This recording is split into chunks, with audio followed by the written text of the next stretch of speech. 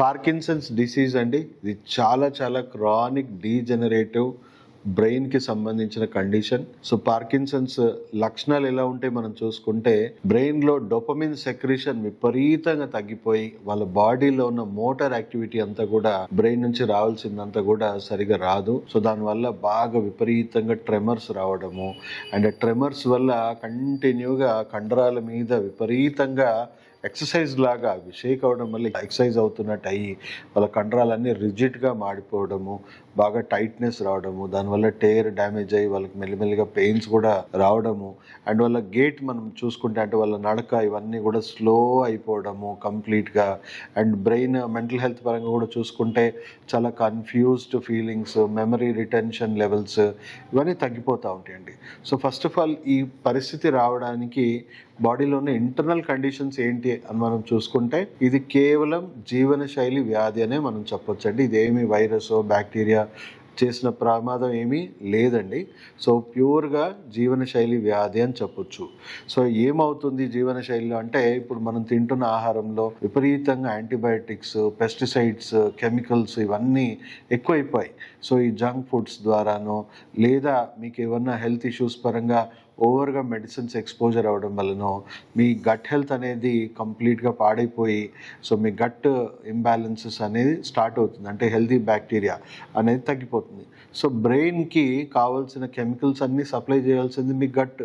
So మీ gut నుంచి రావాల్సిన chemicals సరిగా రావట్లేదు. చాలా సంవత్సరాల నుంచి అలాగే బ్రెయిన్కి రావాల్సిన కెమికల్స్ సరిగా రాక, అండ్ గట్ నుంచి వచ్చే తీవ్రమైన ఇన్ఫ్లమేషన్స్, అంటే ఈ గట్ టాక్సిక్గా మారిపోయి వాటి నుంచి రకరకాల విషవాయువులు అనేది తయారవుతూ ఉంటాయి. సో విషవాయువులు అన్నీ కూడా మన హార్ట్, మన బ్రెయిన్, మన వెన్నుపూస అంతా తగిలి మన బ్రెయిన్ ష్రింక్ అయిపోవడము, తర్వాత అక్కడ ఉన్న సెల్స్ కూడా నరిష్మెంట్ లేక డీజనరేట్ అయిపోవడము.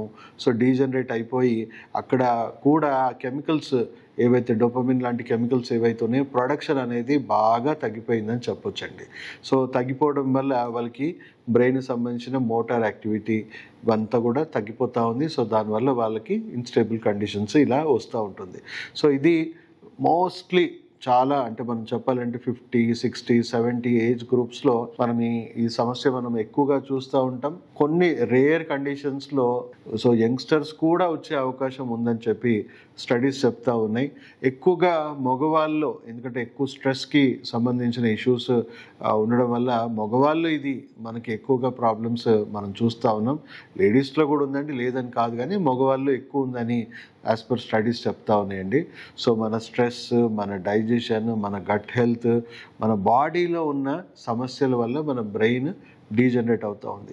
సో సమస్య రోజు రోజుకి ముదిరిపోతూ ఉంటే విపరీతంగా ట్రెమర్స్ వచ్చేసి రిజిడ్ అయిపోయి వాళ్ళు మెల్లిమెల్లిగా పూర్తిగా బెడ్కి అంకితం అయిపోయే పరిస్థితి, అలా ప్రీమెచ్యూర్గా వాళ్ళు చనిపోయే అవకాశాలు ఉంటాయండి. సో మెడికల్ పరంగా దీనికి ట్రీట్మెంట్ మనం చూసుకుంటే, కన్వెన్షనల్ మెడిసిన్లో మనకి ప్రివెన్షన్ ఉండదు, క్యూర్ ఉండదండి. కేవలం లక్షణాలకు మాత్రమే అలోపతిలో వైద్యం ఉంటుంది. సో లక్షణాల పరంగా చూసుకుంటే డోపమిన్ సంబంధించిన ఆ కెమికల్ ఏదైతే ఉందో ఆ కెమికల్ సంబంధించిన డైరెక్ట్గా ట్యాబ్లెట్ రూపంలో మీకు లెవోడోపా, సిండోపా అని రకరకాలుగా డోపమిన్ సంబంధించిన ట్యాబ్లెట్స్ ఇస్తారు. సో ఇనిషియల్ స్టేజెస్లో మీరు ఆ ట్యాబ్లెట్ వేసుకోగానే బ్రెయిన్లో ఆర్టిఫిషియల్గా డోపమిన్ అనేది క్రియేట్ అయ్యి మెల్లిమెల్లిగా కొంతవరకు లక్షణాలు, కొన్ని గంటల వరకు లక్షణాల్లో కొంచెం ఉపశమనం కలుగుతూ ఉంటుంది.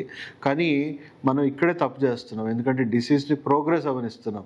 లోపల ఉన్న గట్ హెల్త్ని కానీ, ఇప్పుడు ఆరోగ్యం తగ్గితే అనారోగ్యం వచ్చిందనే విషయం మనందరికీ తెలుసు. సో ఆరోగ్యాన్ని పెంచకుండా కేవలం అనారోగ్యాన్ని మేనేజ్ చేసుకుంటూ పోతే ఆ మెడిసిన్ సైడ్ ఎఫెక్ట్స్ కూడా ఇంకా జీర్ణకోశలో ఇంకా ఇన్ఫ్లమేషన్ పెరిగి, వ్యర్థాలు, కాలుష్యం పెరిగి బ్రెయిన్ ఇంకా డీజనరేట్ అవుతూ ఉంది. సో లక్షణాలకు వైద్యం తీసుకుంటున్నాం, అది మంచి విషయమే.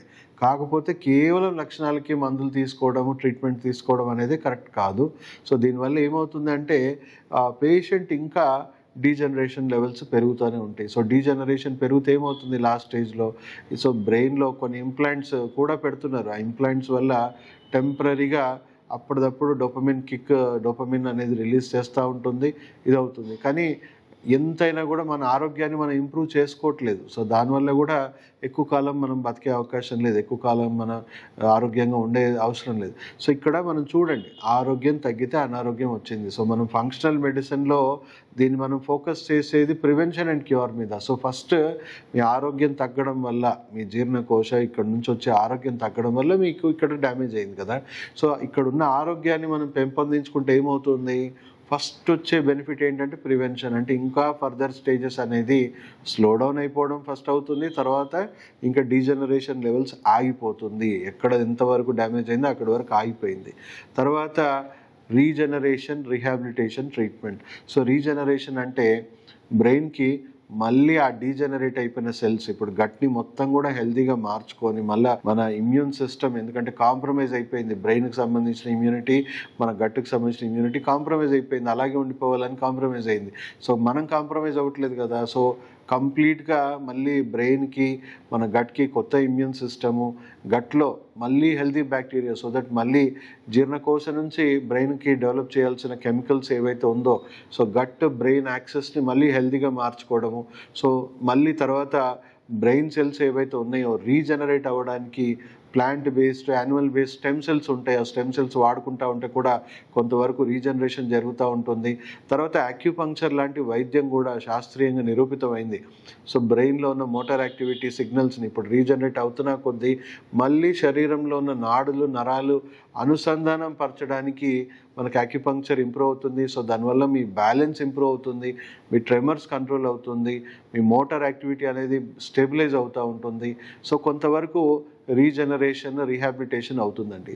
సో ఇక్కడ అర్థం చేసుకోవాల్సిన కీ విషయం ఏంటంటే, ఈ వైద్యాన్ని మీరు ఎంత తక్కువ డ్యామేజ్తో తీసుకుంటే అంత తక్కువ డ్యామేజ్తో రిపేర్ అయ్యి మీరు అంతే బెటర్ కంఫర్టబుల్ లైఫ్ మీరు మళ్ళీ జీవించవచ్చు. మళ్ళీ మీ ఆరోగ్యం, ఆయుష్ నార్మల్ స్థితికి తీసుకురావడానికి అది హెల్ప్ అవుతుంది. అయితే లాస్ట్ స్టేజ్లో, మనం స్టేజెస్ పెరుగుతున్న కొద్దీ లాస్ట్ స్టేజ్లో అంటే చాలా మొండిగా మారిపోతుంది, మీ ఆరోగ్యంలో చాలా కాంప్లెక్స్ సిచ్యువేషన్స్ వస్తాయి.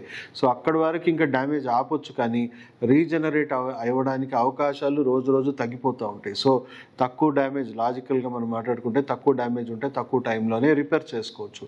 ఎక్కువ డ్యామేజ్ జరిగితే ఎక్కువ టైం పడుతుంది, అండ్ ఇంకా హయ్యర్ లెవెల్ డ్యామేజ్ అవుతే కొంతవరకే రిపేర్ అవుతుంది, కొంతవరకు రిపేర్ అవ్వదు, దానికి కూడా తగిన సమయం పడుతుంది.